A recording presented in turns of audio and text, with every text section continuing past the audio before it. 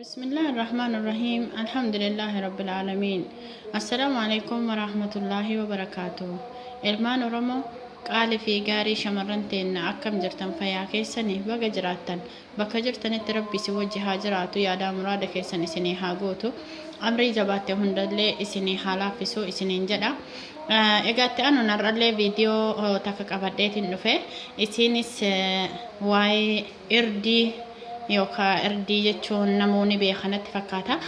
Irdii jechuun isa kana fakkeenyaaf ittoo keelloo hojjechuuf yookaan ittoo kuduraa hojjechuuf isa kana fayyadamna jechuudha. Ittoo muduraa jechuudha. Muduraa jechuun maal jechuu akka ta'ellee of yaadaan hin beeku. Vijiteebilii jechuudha. hojjechuuf hedduu filatamaadha irdiin.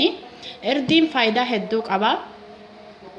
Faayidaa isaa keessa tokkoffaa namni dhibee garaachaa qabu heddummeessee irdii nyaachuu qaba. Dhibee garaachaa jechuun coggaarraa jedhama biyya keenyatti jechuudha. Heddumminaan irdii nyaachuu qaba jechuudha. Irdiin hedduu bu'aa guddaa qaba jechuudha.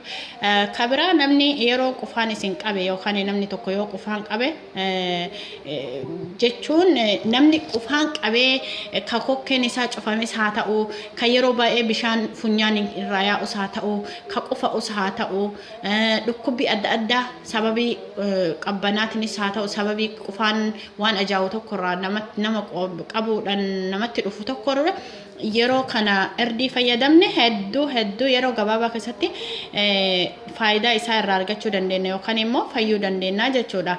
Akkaataan itti fudhatamiinsa isa itti irdii itti fudhatan aannan danfifna. Aannan danfifne san akkuma nama sukkaara itti godhu fal'aanaa sukkaaraa tokko irdii itti goona aannan danfetti jechuudha. Yoo barbaanne immoo aannan wajjin danfisna jechuudha. San booda sukkaara itti gootanii dhuguu ni dandeettanii aannan jechuudha. Aannan kamiyyuu haa ta'u isa baawudaras tahe aannan bishaan kana soo ta'e jechuudha dhangala'a. Irdii fal'aanaa sukkaaraa tokko itti gootanii kuubii tokko yoo dhuyidan waa hunda lapheen keessa yoo goggoge yoo dhukkubsate yoo waraansa adda addaa qabaattan qaama keessa yeroo gabaabaa keessatti isin furaa jechuudha. Isa duwwaa miti irdii fi aannan akkasumas qullubbii adii walitti danfistanii yoo dhuyidanis qabbanti yoo isin tuyxe yookaan qorri yoo isin qabe yeroo gabaabaatti fayyuu dandeettan jechuudha. Kana qofaa miti ammalleen hedduu jira jechuudha. Fakkeenyaaf wanti namni kennan beeyne yookaan immoo uummanni Oromoo kenna yookaan ijoollee hiriyoonni kiyyaa shamarran Oromoo wanni isin hin beeyne keessa namni tokko yoo maanguddoome fuulli kenna ni suntuurrata jechuudha. Fuulli xaba'an akka tokko nama suntuurrata hin jiga jechuudha. Hin jiga nama dulloomee jenna yoo laalle jechuudha. Fuulli kenna yeroo gabaabaa keessatti dullooma. Namni irdii baay'inaan nyaatu nyaata irdii qabu heddummeessee yoo nyaate namni tokko daa'ima ijoollee fakkaata jechuudha. Umriin isaa xaba'an yoo 50 ka ta'u ta'e ijoollee waggaa 20 wayii fakkaachuu danda'a jechuudha. Maaliif jenna? Dullummaa san dhoysuu hin danda'a. Dhoysuu jechuun qaamni isaa qaama ijoollummaa fakkaata jechuudha. Kanaafuu irdii heddummeessinee haa fayyadamnuudha jechuudha. Fayyummaa keenya guutumaan guututti irdii irraa arganna. Kanaaf keessattuu namni dhibee garaachaa qabu yeroo gabaabaa keessatti yaa'anii fakkeenyaaf yeroo dhukkubbiin garaachaatti dhagahamu san yoo irdii nyaatuma kamittuu hojjetee irdiidhaan nyaate dafee fayyuu danda'a jechuudha. Yeroo gabaabaa keessatti kanaaf irdii fayyadama. Irdiin qaama keessatti nyaachuu qofaaf hin fayyadu. Gogaa keenya alaallee ni bareechisa. Bifa bareedaa kennaaf jechuudha.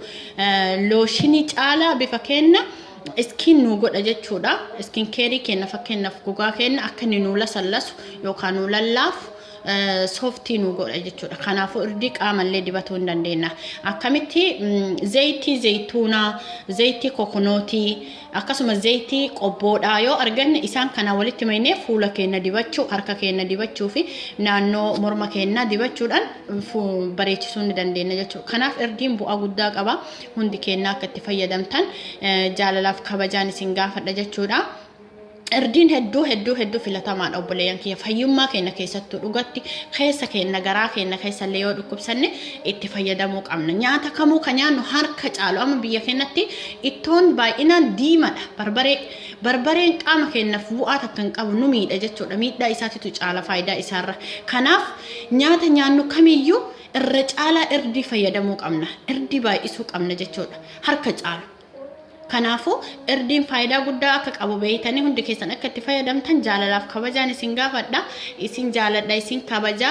Iskin keerii keessanis fuula keessan bareechisuuf dullummaan akka isinirraa hin beekamne maal haadholii kennallee maaliif hin taane nyaata irdii qabu heddummeessine kennuufii qabna.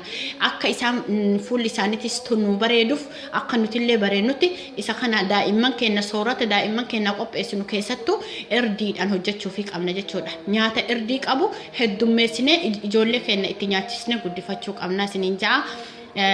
Gabaabduudha viidiyoo tiyaa haganuman gabaabsa. Kanaafuu hundi keessanuu irdiin kana ta'uu beeytanii akka itti fayyadamtan jaalalaaf kabajaan isin gaafadha jecha sagalee kiyya sasirrattiin gabaabsa. Wassalaamu alaikum warahmatullaahi wabarakaatuh fi amaanillah.